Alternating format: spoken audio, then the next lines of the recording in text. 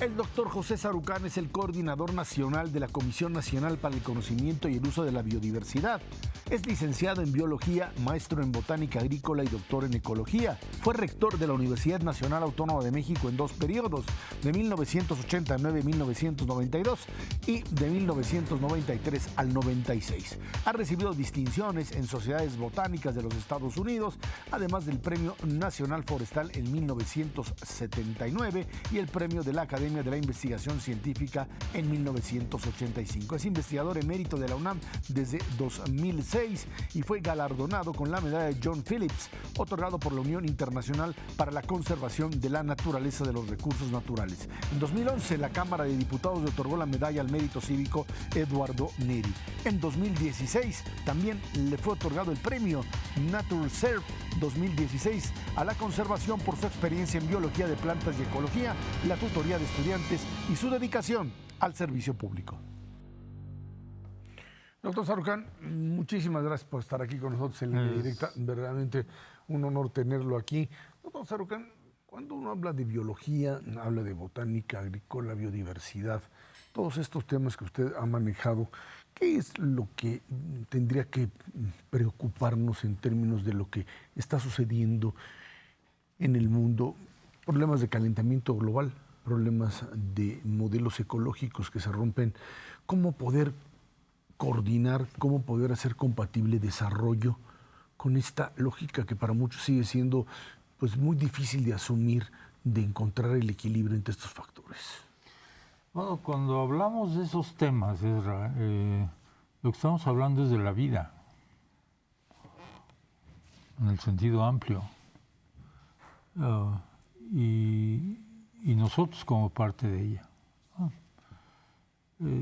Esto implica un poco algo que no es muy claro en la cabeza de la gente, porque por la forma como uno es educado a lo largo del momento del nacimiento hasta muy adelante. Y es el hecho de que nosotros somos parte de esa vida, somos producto de ese proceso de vida que se ha dado por miles de millones de años aquí en el planeta, que compartimos todo, compuestos químicos, orgánicos, genes con el resto de la vida, y que dependemos de ella para poder estar aquí.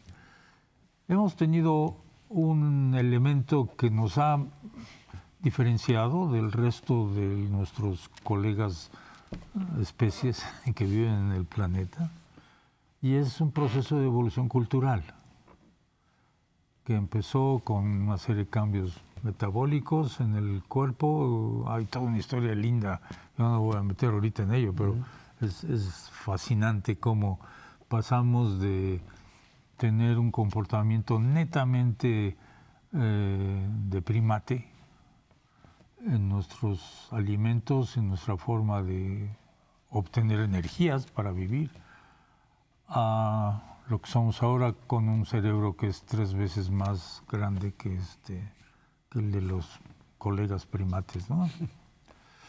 Y eso nos ayudó, obviamente, a tener una concepción de nuestro entorno, a empezar a comunicar las experiencias, a compartirlas, a enriquecernos con las vivencias de otras gentes, y en resultado de esto, pues empezar a desarrollar una, no voy a llamar vida artificial, una vida por encima de la biológica de la que somos producto.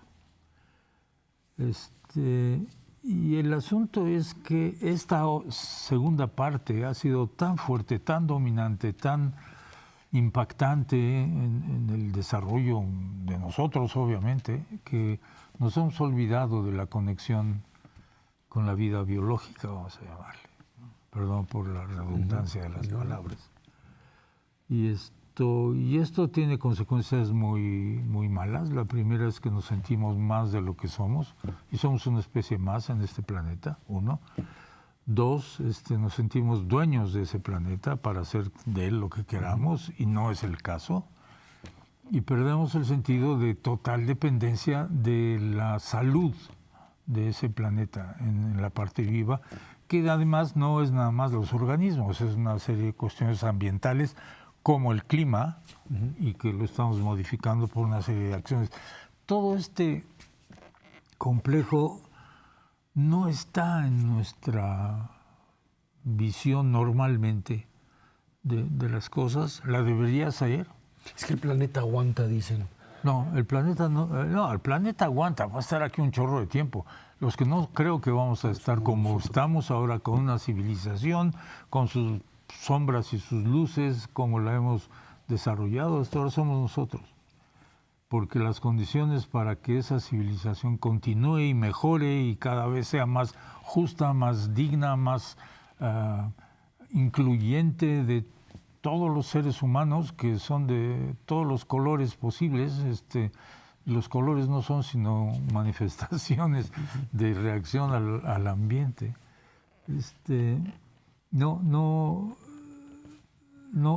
Esto no va a poder funcionar en condiciones de dignidad humana. A mí lo único que me preocupa en ese sentido, porque a veces dicen, no, es que vamos a acabar con la vida en el planeta. Les digo, no, ni siquiera tenemos la capacidad de acabar con la vida en el planeta. Ha estado aquí, va a seguir aquí, estemos o no estemos.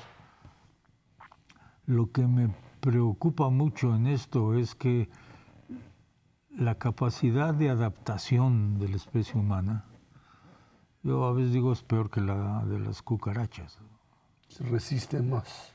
Bueno, nada más veamos ahora las condiciones en las cuales todavía hay grupos sociales que pueden sobrevivir en condiciones que en abstracto uno diría no es posible, ¿no? Me acuerdo muy bien, nada más para terminar esta parte, cuando se comentaba, no sé, por ahí de los 70s, que el limitante al crecimiento de la Ciudad de México en ese tiempo iba a ser el agua, porque en el momento en que ya no llegáramos a agua, dije, están ustedes mal, nada más echen un ojo al entorno de lo que es la parte urbana central de la ciudad y vean cuánta gente vive en todas las montañas y en todas las laderas, en las partes altas, que no tiene agua. Sí, no les llega agua, no tienen drenaje, tienen que encontrar incluso con qué cocinar. Y subsisten. Y ahí están, y no son 50 o 100, son varios millones, ¿no? Entonces, pues la adaptabilidad en la especie humana, pues es lo que nos ha permitido estar donde estamos y conquistar tantas áreas en el mundo como lo hemos hecho. Estamos platicando con el doctor José Sarucán aquí en Línea Directa.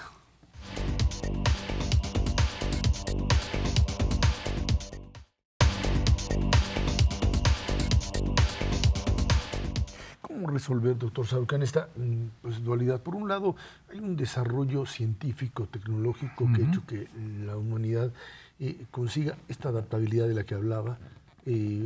Mayores, la gente vive más claro, de lo que vivía anteriormente. Y en mejores condiciones general.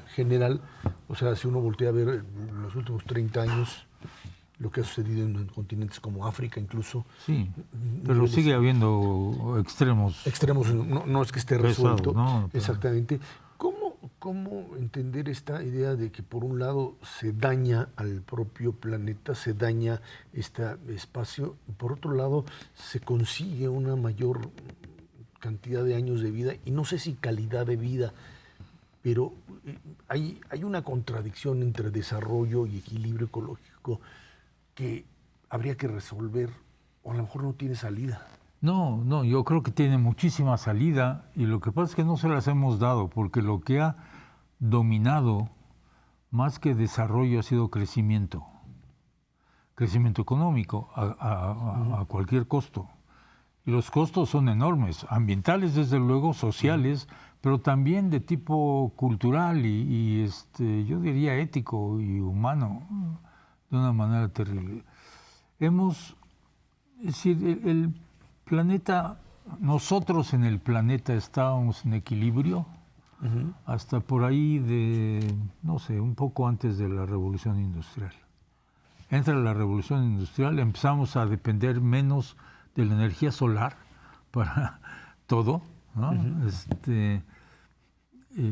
Vienen pues, primero el vapor, pero después los combustibles fósiles, Y junto con eso hay una demanda de mano de obra para hacer las cosas que ahora se pueden hacer y antes no se pueden hacer, lo cual genera un crecimiento poblacional del COCOL, pero que con la ambición económica de quienes movían estas cosas de hacer más dinero en el menor tiempo posible, generan condiciones inhumanas de trato para los empleados y para los trabajadores, vienen las revoluciones, pero básicamente esta idea de crecimiento económico, no desarrollo social, domina y sigue dominando ahora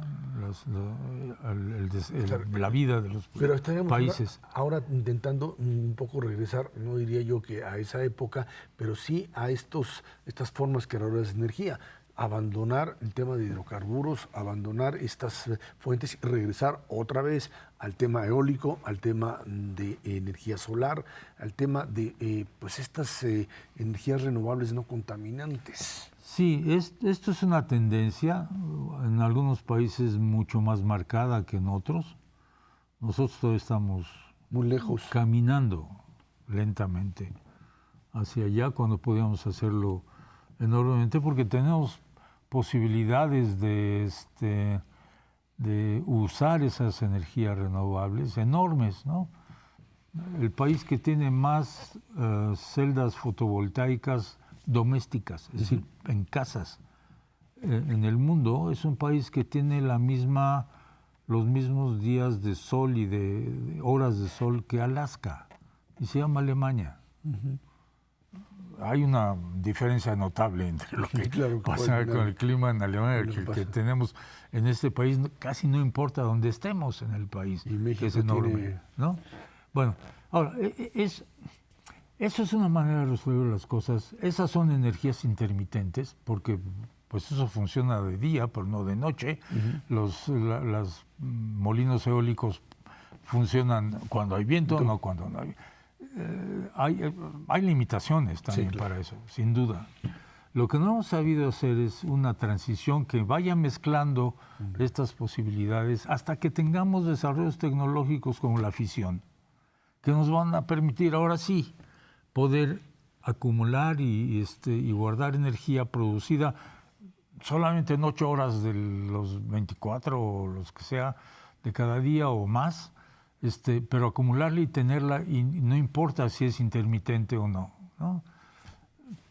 Va para allá, y estoy seguro que ya hay avances muy grandes de los cuales no sabemos. Hay técnicas nuevas que generan discusión enorme. El tema de transgénicos, el tema de fracking, de todas estas técnicas que producen una mayor cantidad, en un caso de hidrocarburos, en otro caso de alimentos, pero que pues dicen tienen un contenido que puede dañar el propio equilibrio o desarrollar algún tipo de daño, digamos. La tecnología en sí no es el problema. Otra vez usando cualquier tecnología, lo que voy a decir. Yo me acuerdo, y a lo mejor tú también, en los, ¿qué sería? 50s, 60s, de ir por las calles de López y de Venustiano Carranza, donde estaban las zapaterías, entonces rollos de zapaterías una tras otra. Cuando empezaban a tener estos aparatos donde uno metía los pies y por rayos X veía uno cómo quedaba el zapato y toda esta cosa. Padrísimo, ¿no? Bueno, por rayos X puede ser letal si no lo usa uno bien, y prohibieron estas cosas. Los rayos X no tienen problema, se usan para un montón de cosas absolutamente indispensables y buenas para resolver problemas de salud, pero mal usado es un lío. Es un ejemplo un poco burdo, pero nos da idea de que la tecnología es una aplicación de la ciencia básica, sin la cual no la podríamos tener la tecnología. Pero ¿quién la aplica? ¿Para qué la aplica? ¿Con qué propósitos la aplica? Si es nada más para hacer dinero o es para realmente arreglar un problema y beneficiar a la gente, es lo que hace la diferencia entre las cuestiones tecnológicas. Yo creo que la Pues lo mismo con la energía nuclear. La energía nuclear puede ser extremadamente útil en la medicina, en la producción de energía, pero cuando lo usamos para detonar bombas, estamos hablando de otra cosa. Ahí está justamente este factor humano que distorsiona el uso de esos avances de la cultura, de la civilización, para el beneficio de unos cuantos y sin importar el daño o el problema que se puede hacer sobre el resto de la sociedad. Este es el balance que no hemos logrado y yo creo que si hablamos de qué puede ser la solución, más que todas estas cosas es cómo podemos hacer que las acciones humanas se fijen primero en el beneficio de la sociedad antes que el beneficio de unos cuantos, ya sea económico, político, ideológico, como sea.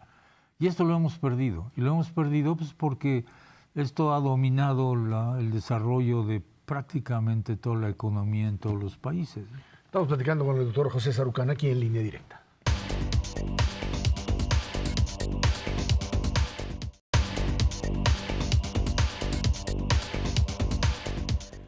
Doctor Sarucán, el tema, por supuesto, del desarrollo de estas tecnologías en los últimos años ha traído consigo también corrientes contrarias, yo les diría charlatanes, pero hay quien insiste en manejarlo como esta contraciencia, le llamaría yo, que viene a decir no a las vacunas porque empieza a darse todo un contexto donde aparecen estos discursos contrarios porque tal o cual cosa, frente también a una discusión del papel de la genética como parte o modificación genética.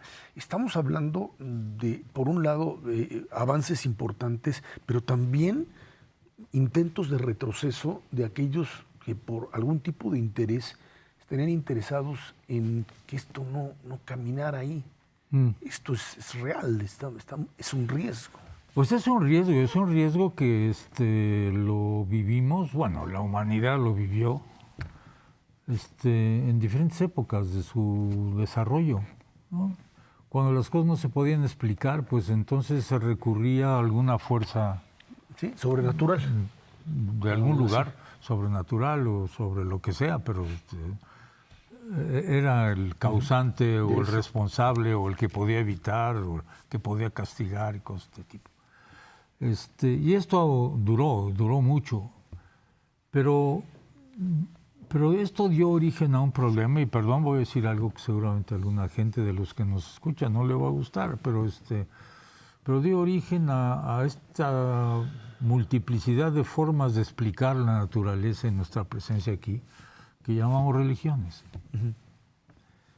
Y estas influyen en cada uno de nosotros, o en la mayoría de nosotros, desde el momento cero del nacimiento, ¿no? Uh-huh. Y de ahí en adelante.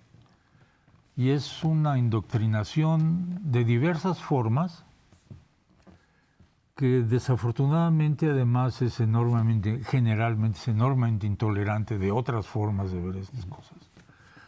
Y esto es el origen, primero, de un oscurantismo, perdón que lo ponga de esta manera, pero por otro lado una intolerancia brutal que ha sido la causante de todos los conflictos, la mayor parte de los conflictos bélicos que hemos tenido y que seguimos teniendo hasta la fecha. Muy difícil de aceptar esto, desde luego, porque pues, obviamente hay fuerzas muy grandes en esto y además alianzas muy fuertes entre esto y los gentes que realmente su religión es más bien cómo hacer más dinero y no importa el costo. Y utilizarlo como tal.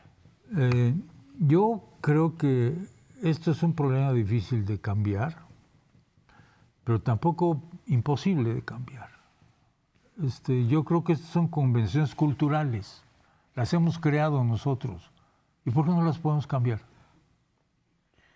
Pero se conectan luego con el poder. Uno empieza a escuchar argumentos del presidente de los Estados Unidos tratando de justificar el tema de las vacunas, por ejemplo, el no vacunar, y esto ha generado ya un problema muy serio y justificaciones teóricas de que esto tiene algún sustento, cuando no lo tiene. No lo tiene. Ahí se junta este medievalismo que todavía persiste en muchos grupos y que persiste, yo creo que en gran medida por esta influencia enorme de las creencias religiosas de toda índole.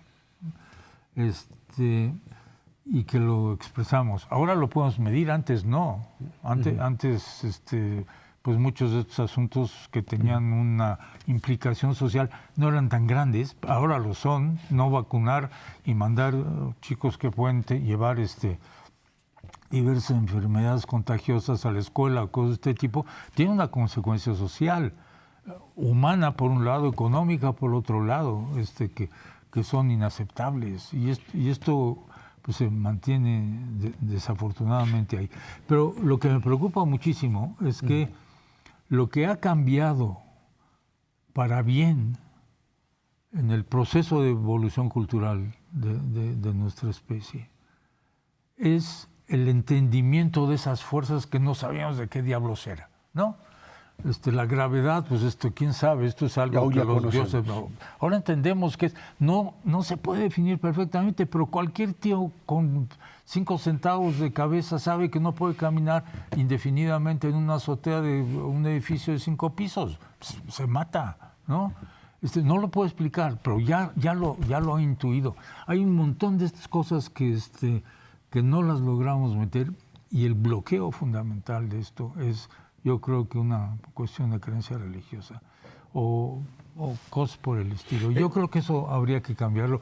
No es fácil, lo que estoy diciendo es quizá uno de los problemas más serios que tenemos. Antes que se me termine el tiempo, el tema genético, hoy se dice farmacéuticas, etcétera, que pelean, tienen intereses, medicamentos salen, se mantienen, se detienen frente al hecho de que pues, hay que sacar el costo de algunos frente a los nuevos, etcétera, toda una problemática.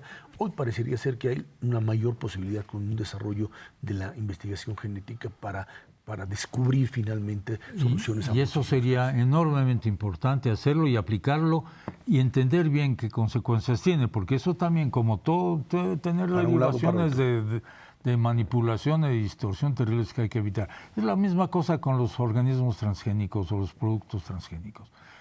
Hay muy buenas aplicaciones de esto y hay otras que son innecesarias, ¿no? Yo no conozco todavía una que sea mala, pero innecesaria sí. Y aquí entramos al terriblemente controvertido caso del maíz transgénico, estas cosas. México no necesita maíz transgénico. Se puede llevar a África y ponerlo allá porque el maíz no es originario de África. Hombre, adelante, si les va bien que lo hagan. Pero no sé si me doy a entender. Hay implicaciones sociales, yo diría hasta, en este caso de las cuestiones agrícolas, de soberanía de producción propia, cuando tenemos un país con la diversidad genética que este país tiene y que no necesitamos esas cosas. Es un asunto que hay que platicar con calma. Doctor Sarucán, fue un placer platicar con usted. Gracias por la oportunidad. Fue el doctor José Sarucán aquí en Línea Directa.